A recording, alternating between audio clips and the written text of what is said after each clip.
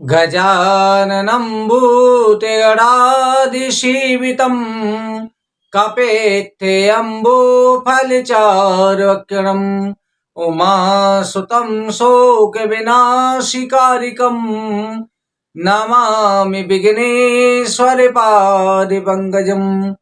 गुरुर्ब्रह्मा गुरुर्विष्णुः गुरुर्देवो महेश्वरः गुरुर्साक्षात् परं ब्रह्म तस्मै श्री गुरुवे नमः। नारायणं नमस्कृत्यं नरं चैव नरोत्तमं देवीं सरस्वतीं व्यासं ततो जयमुदीरयेत्। सविद्वारने को छोड़कर आयो तेरे द्वार, श्री वृषभान की लाडली जरा मेरी ओर निहार। कथा प्रारंभ होती है सुनाऊं वीर हनुमान, राम लखन सिय जानकी सदा करो कल्याण। बुलविंद्रावन बिहारी लाल की जय, हरिवंश महापुराण की जय। श्री सूजी महाराज वर्णन करते हैं कि ऋषिवरों, वैशंपायन ऋषि राजा जनमेजय से कहते हैं कि हे राजन, कथितो वंश विस्तारो भविता सौम्य सूर्यो राज्ञां जो वंशानां चरितम परमाद्भुतम। हे राजन, आपसे हमने चंद्र सूर्य वंश का वर्णन किया। इसमें सुदम्न आदि राजाओं का विलक्षण चरित्र, धर्मात्मा राजा यदु का वंश वर्णन भी किया। हे राजन, अब आगे की कथा का श्रवण करो। राजा जनमेजय ने पूछा कि भगवान, कृपा करके भगवान श्री कृष्ण का जो यदुवंश में अवतार हुआ था उसका कृपा करके वर्णन करें। वैशंपायन ऋषि कहते हैं कि हे राजन, अब ध्यान लगा करके भगवान के चित्र की कथा का श्रवण करें। भगवान की कथा में हे राजन तुम्हारा अनंत प्रेम है। भगवान की कथा बड़े से बड़े पापों को नष्ट करने वाली है और कलयुग के दोषों को नष्ट करने वाली है। इसलिए श्री हरि की कथा अवश्य श्रवण करनी चाहिए। श्री हरि की कथा श्रवण करने मात्र से आपके मन में विश्वास पैदा होता है। मन के अंदर एक जिज्ञासा उत्पन्न होती है। मन की तृप्ति नहीं हो पाती। भगवान की कथा भक्त को नित्य प्रति इतनी लगती है, कितना भी समय बीत जाए भगवान की कथा में भूख प्यास का ध्यान नहीं रहता। भगवत चित्र श्रवण करने की मन में लालयता बनी रहती है। भक्तों ध्यान रखो, कर्म फल के द्वारा प्राणी अपने कर्मों को प्राप्त होता है। भगवान की कृपा प्राप्त उसी प्रकार से होती है जैसा ये इंसान जीवात्मा कर्म करता है। इसलिए हमेशा अच्छे कर्म करने चाहिए, भगवत भक्ति करनी चाहिए, भगवत मार्ग पर चलना चाहिए। कई बार ऐसा होता है कि इंसान के ना करते हुए भी कर्मों के फल की प्राप्ति हो जाती है। राजा जनमेजय ने पूछा कि गुरुवर कृपा करके बताएं, इंसान ना करते हुए भी कर्म फल को कैसे प्राप्त होता है। कई बार आपने कर्म किए, कर्मों की सजा प्राप्त हुई, कर्मों का फल अच्छा या बुरा प्राप्त हुआ, वो तो बनता है, परंतु ना करते हुए भी कर्म फल की प्राप्ति कैसे हो जाती है। जाने अनजाने में भी अनेकों प्रकार के अपराध हो जाते हैं। अनेकों प्रकार की गलतियां हो जाती हैं। ये किस लिए, किस कारण से? जैसे किसी व्यक्ति ने एक धर्म कार्य के लिए कुएं का निर्माण कराया, धर्म कार्य के लिए कुएं का निर्माण कराया है कि लोग आएंगे, गर्मी के समय में पानी पिएंगे तो अनंत पुण्य की प्राप्ति होगी। कोई कुएं, तालाब, बावड़ी बनवाना, प्याऊ लगवाना, ये पुण्य कर्म है। अब कुएं का निर्माण कराया, कुएं का काम चल रहा है, खुदाई हो चुकी है, गड्ढा हो चुका है, कुएं में पानी भी आ गया है, लेकिन अभी कुएं के चारों तरफ घाट नहीं बनाया, किनारे कुएं की नहीं बनाई, ईंटों की चिनवाई नहीं की गई, केवल वैसे ही बना के अभी कच्चा छोड़ दिया है। अभी फिर उसके बाद में कोई जीवात्मा या कोई प्राणी वहां पर पानी पीने आया, या गलती से अंधेरे में कोई उस कुएं में गिर गया और कुएं में गिर करके उसके प्राण निकल गए, तो कुएं के मालिक को स्वतः ही पाप की प्राप्ति हो जाती है, क्योंकि उसी के कारण ये हुआ। अब कहा जाएगा कि गुरुजी, जब हमने कुआं पुण्य कार्य के लिए करा, हमने बना के निर्माण करके छोड़ दिया, अब आगे तो प्रभु की इच्छा है और उस इंसान की किस्मत। ऐसा नहीं है। अगर आपने उसके चारों तरफ घाट भी बनाए होते, सुरक्षा की होती, तब कुएं में गिरता है, तब दोष नहीं होता, पर अधूरा छोड़ने पर दोष हो जाता है। जैसे आपने किसी को वचन दिया, वचन दे दिया कि हम आपका ये काम करेंगे, हम मंदिर में सेवा देंगे, हम यज्ञ में सेवा देंगे, आपको दक्षिणा देंगे, या हम किसी कन्या का विवाह कराएंगे, किसी गरीब की सहायता करेंगे। आपने वचन उसको दे दिया और वचन आने के समय पर आप मुकर गए, इसमें भी उसके पापों का हिस्सेदार होना ही पड़ेगा, स्वतः ही पाप प्राप्त हो जाते हैं, दोष लगता है। इसलिए वचन कभी भी दो, सोच समझ कर के दो, बिना विचारे वचन नहीं देना चाहिए। बिना विचारे वचन दिया होता तो महाभारत नहीं होता, भीष्म पितामह की भीष्म प्रतिज्ञा नहीं होती। इसलिए विचार करके वचन देना चाहिए। और हमेशा संगत के कारण भी पुण्य पाप प्राप्त हो जाते हैं। अगर कोई दुष्ट व्यक्ति है, दुष्ट व्यक्ति की आप संगति करोगे तो स्वतः ही पाप का हिस्सेदार बनना पड़ता है। अगर धर्मात्मा की संगति करते हैं तो स्वतः ही बिना किए हुए भी पुण्य प्राप्त हो जाते हैं। जैसे अग्नि का स्पर्श चाहे जानकर की करो चाहे अनजाने में करो, हमेशा अग्नि जलाएगी। इसलिए भाइयों, हमेशा सोच विचार करके संगति करो। इसका प्रत्यक्ष प्रमाण देखो। आप कितने भी व्याकुल हैं, मन परेशान है, चिंता से ग्रसित हैं, किसी संत ब्राह्मण के दर्शन हो जाते हैं, परमात्मा के दर्शन हो जाते हैं, भगवत चर्चा हो जाती है, तो आपके मन को शांति प्राप्त होगी, स्वतः ही पुण्य की अनुभूति हो जाती है, मन को शांति प्राप्त होगी। और अगर आप कितने भी शांत हैं, खुश हैं, और किसी दुष्ट का चेहरा देख लिया या दुष्ट की बात सुन ली, मन व्याकुल हो जाएगा, क्योंकि पापों का प्रवेश होता है, मन में अशांति का प्रवेश हो जाता है, मन बेचैन हो जाता है दुष्ट का नाम लेते ही। इसलिए मन की शांति के लिए हमेशा सत्संग करो, अच्छे लोगों के साथ में बैठा उठी रखो, गलत लोगों का संग मत करो, चाहे गलत अपना बंधु ही क्यों ना हो। अगर वो पाप के रास्ते पे ले जाता है तो उसका त्याग कर देना चाहिए, उससे केवल उतना ही रिश्ता रखो जितना केवल संसारी रिश्ते निभाने लायक है।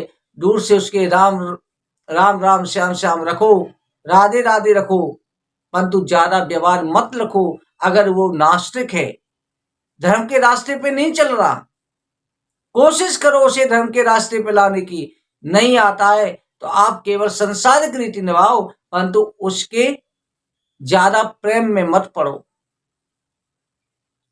अगर कोई दूसरा भी है धर्म के रास्ते पर चल रहा है तो उसे भी अपना लो।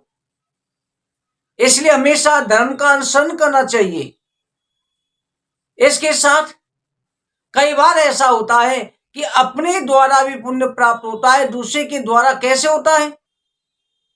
जैसे अगर आप कहीं पर दान स्वयं नहीं कर पा रहे, किसी का उत्साह बढ़ाते हैं कि आप यहां पर ये दान कीजिए, एक जगह भंडारा हो रहा है, यज्ञ हो रहा है, अनुष्ठान हो रहा है, या आश्रम का निर्माण हो रहा है, आप गुरु जी के लिए ये सेवा कीजिए, संतों के लिए ये सेवा कीजिए, आप वृंदावन चलिए, हरिद्वार चलिए, काशी चलिए, कहीं तीर्थ यात्रा चलिए, किसी का उत्साह बढ़ाना। अगर आप उसमें सहायक बनते हैं तो कहा जाता है कर्म करने वाला जितना दान पुण्य करने वाले को प्राप्त होता है, उसका सहयोग करने वाले को भी उतने ही पुण्य की प्राप्ति हो जाती है। इसलिए हमेशा आप लोगों को उत्साहित करो कि कथा श्रवण करें, दान पुण्य करें, आगे बढ़े, धर्म कार्य में लगें, सदुपयोग करें, शराब जुआ मांस मुद्रा वैश्य कमर से दूर रहें, उनको दूरी बनाओ, ऐसे दुष्टों का संग ना करके उनको अच्छे रास्ते पर लाओ, तो स्वतः ही आप पुण्य के अधिकारी हो जाएंगे। अच्छे रास्ते पर लाना चाहिए। कभी भी गलत का ना तो समर्थन करना चाहिए, न अनुमोदन करना चाहिए, और ना ही उसे मंजूरी देनी चाहिए। गलत का साथ देने वाला भी पाप का दंड का अधिकारी होता है, और धर्मात्माओं का संग देने वाला, धर्म कर्म का संग देने वाला पुण्य का अधिकारी हो जाता है। इसलिए हमेशा पुण्य के अधिकारी बनो। अपना भी बंधु अगर पापी है तो उसका परित्याग कर दो, जैसे भक्त प्रहलाद ने अपने पिता का परित्याग कर दिया, विभीषण ने रावण का परित्याग कर दिया, परंतु रावण का दुर्योधन का संग देने से, जैसे दुर्योधन का संग भीष्म पिता ने भी दिया तो उन्हें भी 6 महीने तक बाणों की सैया पर सोना पड़ा। द्रोणाचार्य ने किया तो उन्हें भी दंड भोगना पड़ा। इसलिए पापी का साथ देना भी, आप भी उस पाप के बराबर के हिस्सेदार हैं। इसलिए कभी भी पापी का संग मत दो, आप दुष्ट का संग मत दो, हमेशा धर्म आचरण करो। पापी अगर अपना बंधु है तब भी उसका परित्याग कर दो, यही हमारा धर्म शास्त्र कहता है, यही हमारी धर्म श्रुति कहती है। कर्म का पालन करो, कर्म फल का प्राप्त करो। वैष्णव पर ऋषि कहते हैं, राजन, भगवान श्री हरि की चरित्र की कथा श्रवण करने से इन सभी प्रकार के पापियों के पापों का नाश हो जाता है। इसलिए ध्यान लगा करके भगवान श्री हरि के चित्र की कथा श्रवण करें। भगवान श्री हरि के चित्र, इसमें गंगा की धारा के समान वक्ता श्रोता प्रश्न करता तीनों ही पवित्र हो जाते हैं। अगर आप धर्म कर्म के लिए प्रश्न करते हैं जिससे संसार को ज्ञान मिले, संसारिक प्रश्न करते हैं जिससे लाखों लोगों को फायदा हो, तो उस प्रश्न के द्वारा भी आप धर्म के मार्ग के पथित बन जाते हैं, परमात्मा के प्रिय बन जाते हैं। भक्तों, इसलिए हमेशा धर्म के मार्ग का अनुसरण करना चाहिए। भगवान श्री हरि ने राम अवतार लेकर के रावण आदि दुष्ट राक्षसों का संहार किया था, और श्री कृष्ण भगवान के अवतार का जो जिस प्रकार से 16 का संपूर्ण अवतार हुआ था उसका चित्र वर्णन करते हैं। इसलिए आप सभी ध्यान लगा करके भगवान श्री हरि के चित्र का श्रवण करें। वैसे तो कहा जाता है, हरि अनंते हरि कथा अनंता, कहीं सुनई सब वेद सब संता। भगवान श्री हरि का चित्र अनंत है, हरि की कथा अनंत है और भगवान का अवतार कल्प कल्प लगे ही अवतारा, प्रत्येक कल्प में भगवान का अवतार होता है। प्रत्येक कल्प के 29वें द्वापर युग में भगवान श्री कृष्ण का ब्रजमंडल में अवतार होता है। सबसे पहले ब्रजभूमि है क्या, ब्रजभूमि का महत्व क्या है, उसको समझो।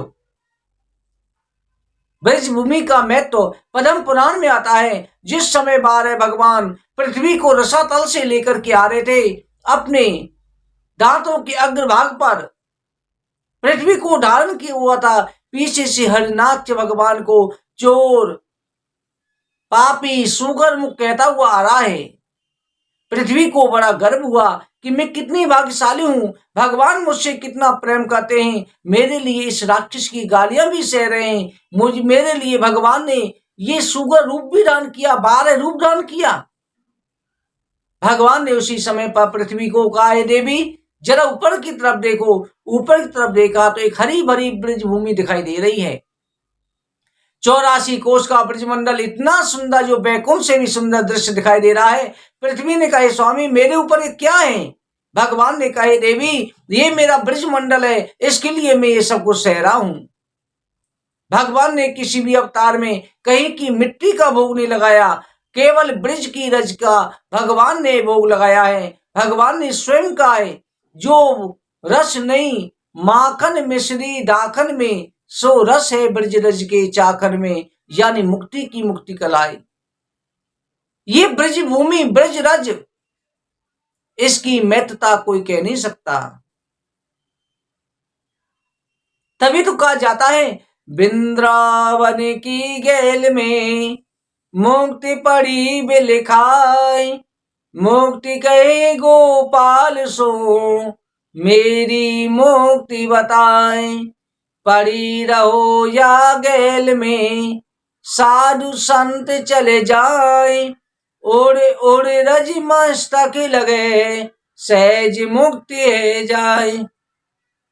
ये ब्रजभूमि ऐसी है, यहाँ पर स्वयं मुक्ति भी मुक्ति मांगती है। धन्यम वृंदावन तेना भक्ति नित्य तीर्थ था। ये वृंदावन धाम धन्य है, जहाँ भक्ति भी नित्य प्रति नित्य करती है।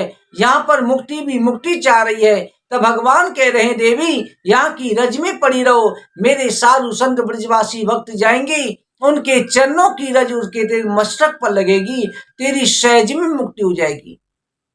ऐसी ब्रजभूमि में भगवान का अवतार हुआ। भगवान श्री कृष्ण का चित्र श्रवण करने जा रहे हैं। आप सभी मन से श्रद्धा से भक्ति से भगवान का चित्र श्रवण करें। अपने आप को ये समझे कि स्वयं आप भगवान के ब्रज मंडल में, गोलोक धाम में भगवान के आप सखा हैं, सखी हैं, इस भाव को स्थापित कर ले। आप उसमें सम्मिलित होकर के चित्र सुनने जा रहे हैं। भगवान के चित्र की कथा प्रारंभ कर रहे हैं। आप कल की कथा में इस चित्र का आप श्रवण करें। आज की कथा के विश्राम करते हैं। कथा सदा होती रहे, सुनहु वीर हनुमान, राम लखन सिय जानकी, सदा करो कल्याण। वृंदावन बिहारी लाल की जय, हरवंश महापुराण की जय। जय जय श्री राधे, जय जय श्री राधे, जय जय श्री राधे श्याम।